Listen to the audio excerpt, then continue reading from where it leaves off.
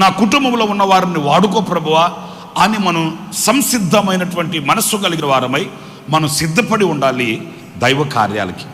మనకుండే అలవాటు ఏంటంటే ఏదో అద్భుతం జరుగుతుంది, దానికి ఎవరో కావాలనుకుంటాం, దానికి నేనెందుకు ఉండకూడదు, దానికి నేనెందుకు నిలబడకూడదు అనే ప్రశ్న ఆలోచన మనకు రాదు.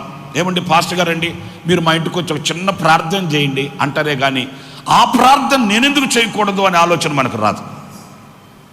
ఎవరు మన కొరకు ప్రార్థన చేస్తారా, ఎవరు మన కొరకు దర్శనాలు చెప్తారా, ఎవరు మన కొరకు సోది చెప్తారా, ఎవరు మన కొరకు కొబ్బరి నూనె ప్రార్థన చేసేస్తారా, ఎవరు ఎవరు ఎవరు అనుకుంటామే కానీ వీళ్ళతో నాకేంటి, నాకు నా ప్రార్థన ఆలకించు దేవుడున్నాడు, నా ప్రార్థనకు చెవియొగ్గే దేవుడున్నాడు, నాకు జవాబిచ్చే దేవుడున్నాడు, నన్ను స్పర్శించే దేవుడున్నాడు. నేను ధైర్యంగా నాకై నేనే వెళ్ళొచ్చు కదా ఆయన దగ్గర.